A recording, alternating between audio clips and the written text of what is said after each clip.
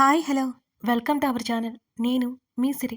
కథలోకి వెళ్ళే ముందు మన ఛానల్ని సబ్స్క్రైబ్ చేసుకుని పక్కనే ఉన్న బెల్ ఐకాన్ మీద క్లిక్ చేసి నోటిఫికేషన్స్ ఆన్ చేసి పెట్టుకోండి.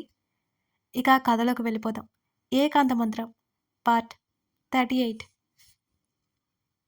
ఒక కెరటం ఉవ్వెత్తున ఎగిసిపడిన ఫీలింగ్ ఆమెలో. కళ్ళు పెద్దవి చేసుకుని చేష్టలాపి అతని వైపు చూసింది. అర్జున్. ఆమె గొంతు వణికింది. నదీ ప్రవాహానికి ఏదో అడ్డు తగిలి ప్రవహిస్తున్న నీటిని ఆపేసినట్టు తన గొంతుకు ఏదో అడ్డుపడింది. మాట బయటికి రానంటోంది. ఉన్నట్టుండి గుండె భారమైంది. త్వరగా చెప్పు సాహి, టైం లేదు. నాకైతే మార్గం తెలియట్లేదు. అందరికీ చెప్పేయడమే. అతను అంటుంటే ఆమె కనుపాప నిండా నీళ్లు ఊరాయి. ఒక్కసారిగా కాలమంతా స్తంభించిన ఫీలింగ్. సాహి, నువ్వే కదా పెళ్లి ఆపేయమని చెప్పావు. మళ్ళీ ఏంటి ఇలా మౌనంగా ఉన్నావు? నువ్విలా ఉన్నావు అనుకో, అందరూ నీకు కూడా ఇష్టమే అనుకోరు? మన ఇద్దరం అందరినీ కూర్చోబెట్టి మాట్లాడాలి. అంతకంటే దారి లేదు. ఏదో ఒకటి చెప్పు సాహి, ఏం చేద్దాం? చేతులు కంటిన రంగుని తుడుచుకుంటూ ఆమె వైపు చూశాడు అర్జున్. ఎప్పుడెప్పుడా అని కంటి గడప దాటడానికి కన్నీళ్లు రెడీగా ఉన్నాయి. అతని దగ్గర నుంచి దూరంగా ఎటైనా పారిపోయి వెక్కి వెక్కి ఏడవాలనిపిస్తోంది సాహితికి. కన్నీళ్లు జారిపోతాయనిపించి గబుక్కున కళ్ళు దించేసి మూసేసింది. తనేమీ మాట్లాడడానికి లేదన్నట్టు టక్కున పైకి లేచి పరిగెత్తిపోవాలని ఆలోచనలు చేస్తుంటే ఆమె చేతిని గట్టిగా పట్టేసుకున్నాడు అర్జున్. ఆమె అనుమతి కోసం ఆగకుండానే కన్నీళ్లు జారిపోయాయి. అడుగులు ఆపేసి అలాగే నిలిచిండిపోయింది అతని వైపు తిరగకుండా. సమాధానం చెప్పకుండా వెళ్ళిపోతావేంటి సాహి? నీకిష్టం లేదు అన్న దగ్గర నుంచి నేను ఎలా ఆపాలి అని ఆలోచిస్తూనే ఉన్నాను అని అతను అంటుంటే, తనంటే ప్రాణం అంటున్న అర్జున్ పెళ్లి ఆపే విషయంలో ఇంత ఉత్సాహంగా ఎలా ఉన్నాడు? మాట్లాడవేంటి అని అడిగాడు. ఆమె చేతిని వదిలి ముంజేతి దగ్గర పట్టుకున్నాడు. మరో చేత్తో గబుక్కున చెంపల మీద నీరు తుడుచుకుంది. సాహితిని తన వైపుకు తిప్పుకున్నాడు అర్జున్. అతని వైపు చూడలేకపోయింది.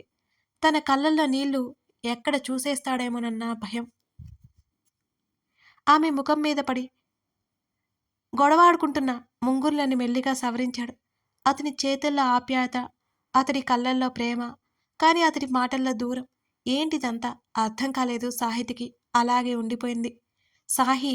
ఆమె గడ్డం కింద వేలు పట్టి తల పైకెత్తి ఆమె కళ్ళల్లోకి చూడగా తడిదేరిన కళ్ళతో అతని వైపు చూసింది.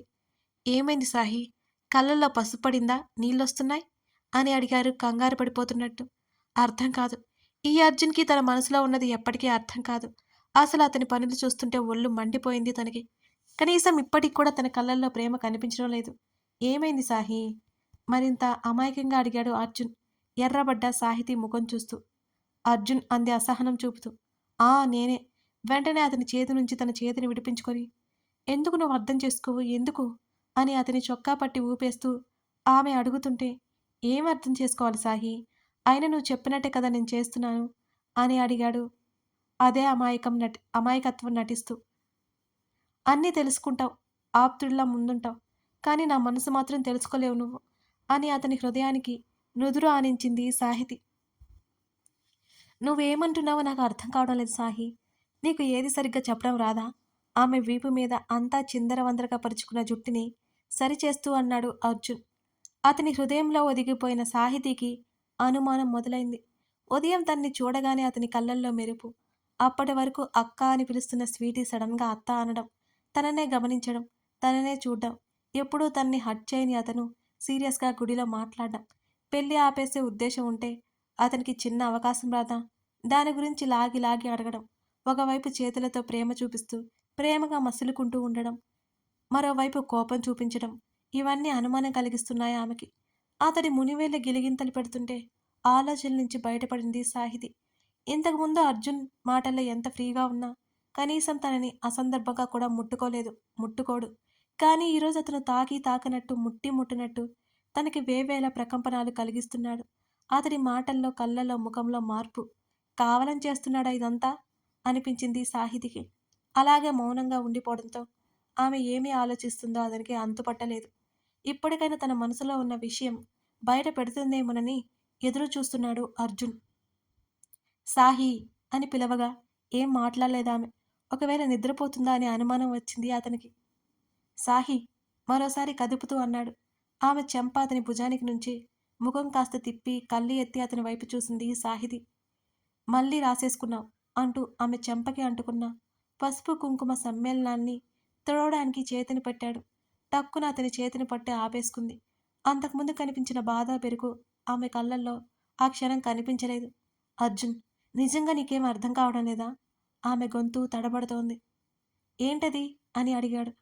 ఆ మాటకి ఉక్రోషం పొంగుకొచ్చింది. కానీ తనకి ఎంత కోపం వస్తే ఏం లాభం?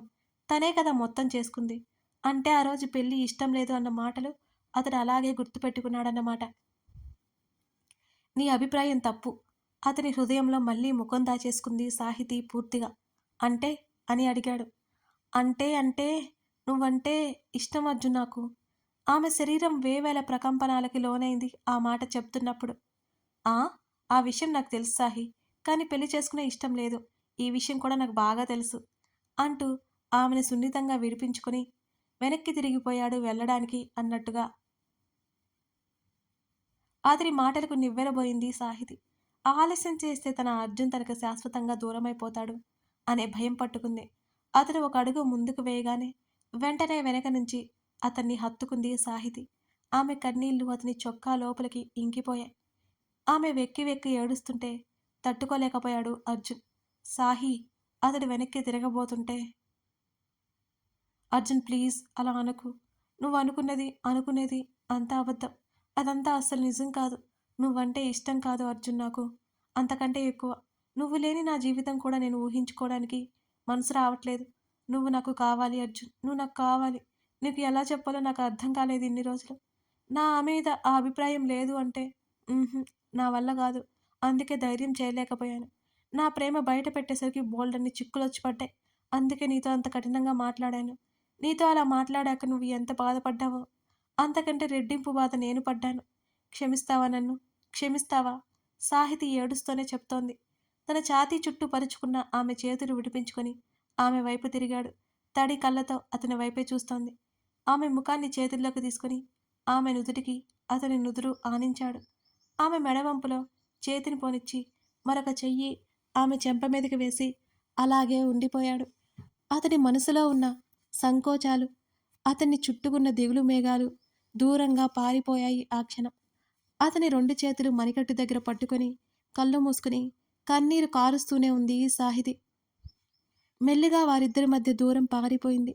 వారి మనసుల మధ్య మిగిలిన దూరం ఇంకెందుకు ఉంటుంది?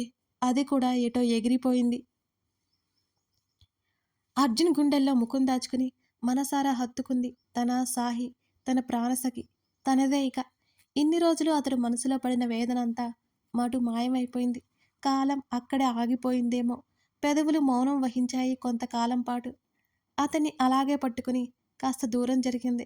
ఆమె చుట్టూ ఉన్న చేతులు కాస్త వదిలి చేశాడు అర్జున్. నా సందేహాలన్నీ ఈ రోజుతో తీరిపోయాయి సాహి అని అన్నాడు. ఆమె చెంప మీద కన్నీటి చారికలు తుడుస్తూనే పెదవులు బిగబట్టి తృప్తిగా చూసింది అతని వైపు సాహితి. అతని చేతిని తన 2 చేతులతో పట్టి తన మెడ దగ్గర పెట్టుకుని మెడని పక్కకు వంచేసింది ఆమె. తోడుంటావా అర్జున్? చిరుజల్లుల వేకువలో నులివెచ్చని కౌగిలివై, చిగురించే చిరులతలతో పెనవేసిన కుసుమానివై, అలరించే ఆలాపనలో వినిపించే గమకానివై, అలరారే పెదవుల్లో విరిచే చిరుదరహాసానివై, జీవితాంతం ఉంటావా నాతో? అతని కళ్ళల్లోకి చూస్తూ అడిగింది సాహితి.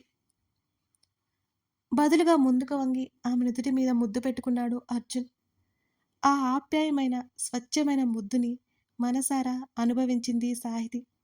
ఇక కన్నీళ్లు పడ్డొద్దు సాహి అతడు చెప్తుంటే చిరునవ్వుతో కళ్ళు ఆర్పింది. వెళ్ళి స్నానం చేయి, భోజనం చేద్దాం అని అర్జున్ అన్నాడు. అర్జున్ ఏంటన్నట్టుగా చూశాడు. ఇది కల కాదు కదా అని ఆమె కళ్ళల్లో ఎక్కడో మూల అనుమానం. అది కల అయిపోతుందనే దిగులు. ఆమె ఎంతటి క్షోభ అనుభవించిందో గుర్తుకు రాగానే కాదు సాహి ఇది నిజం అంటూ ఆమె కళ్ళల్లోకి చూస్తూ చెప్పాడు. నువ్వు వచ్చే అర్జున్, భోజనం అక్కడే, అమ్మ చెప్పిందిగా. హా అన్నాడు. అతని చేతిని వదల్లేక వదిలి ఇంటి బాట పట్టింది సాహితీ నందన.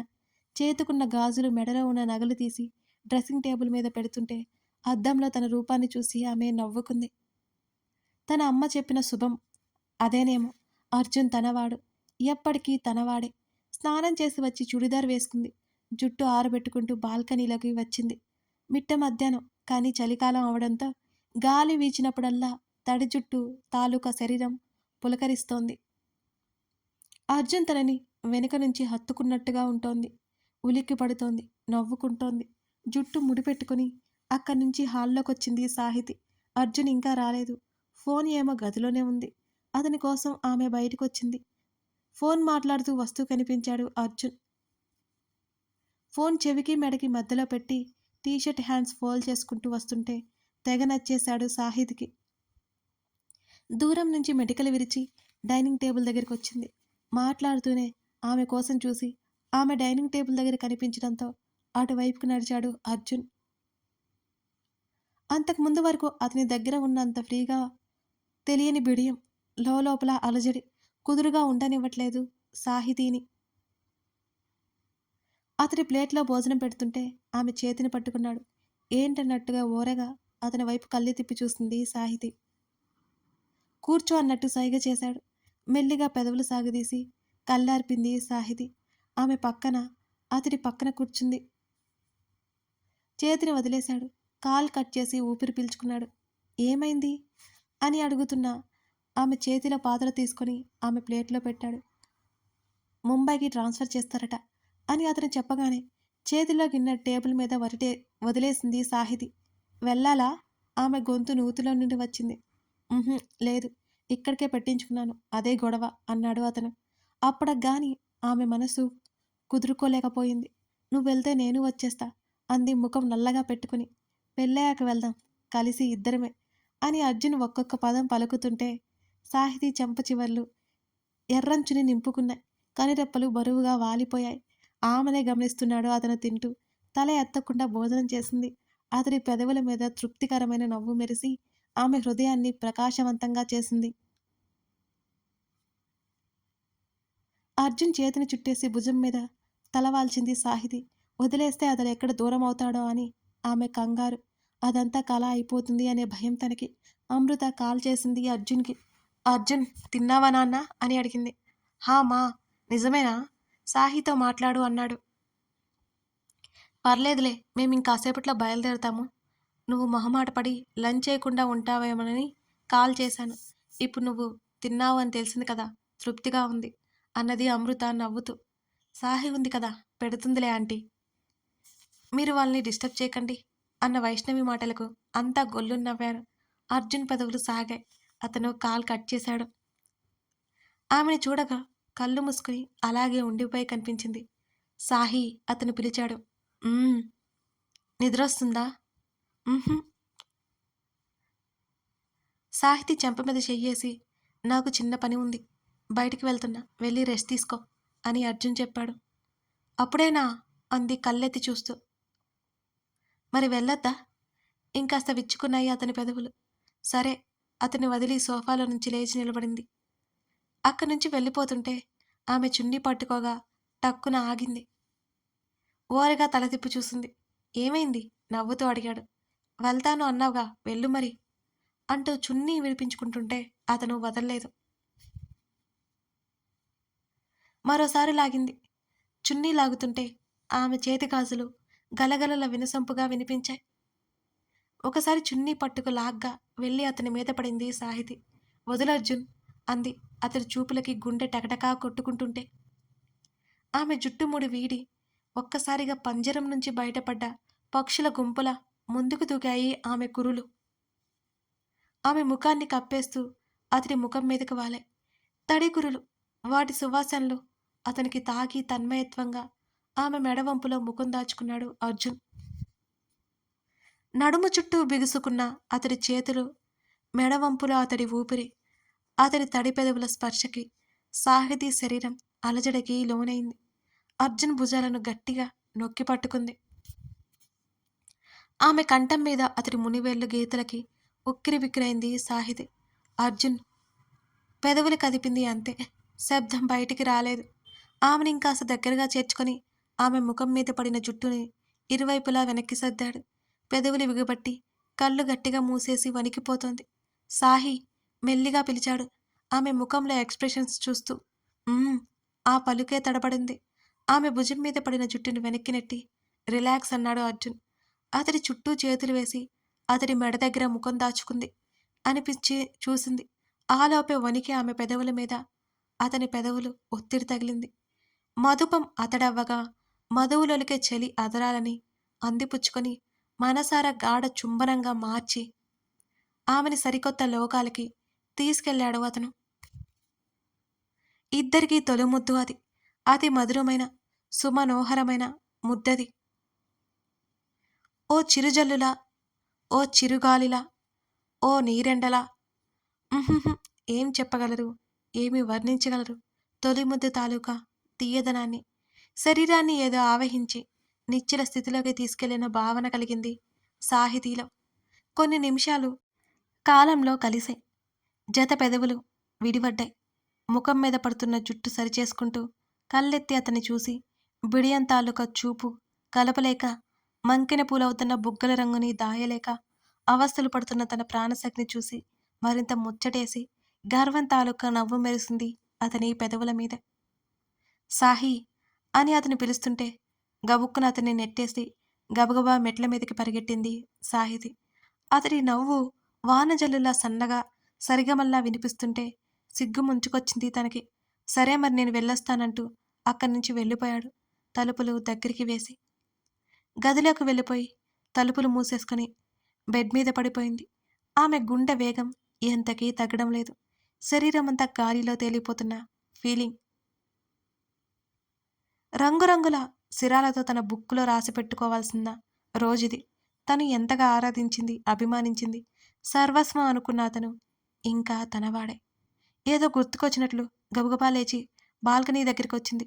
అర్జున్ బైక్ స్టార్ట్ చేసుకుని వెళ్ళిపోవడం కనిపిస్తూనే ఉంది. లోపలికొచ్చి తన బుక్ తీసుకుంది. మీ అందరికీ సాహితి. నచ్చుతుందని అనుకుంటున్నాను. కథ ఒక చిన్న కొనసాగుతోంది. విషయం అండి. కథ మెంబర్షిప్ నచ్చితే ఎలా లైక్ తీసుకోవాలో చేసి కొంతమంది కామెంట్ చేయండి. అడుగుతున్నారు. ఎలా ఉంది ఆల్రెడీ కదా మన మంచి ఫీల్ వస్తుందా మీ ప్రొఫైల్‌లో అందరికీ? అదే మన ఛానల్‌లో వీడియో నేను పోస్ట్ చేసి ఉన్నానండి. ఒకసారి చెక్ చేయండి. ప్రాసెస్ ఈజీగానే ఉంటుంది.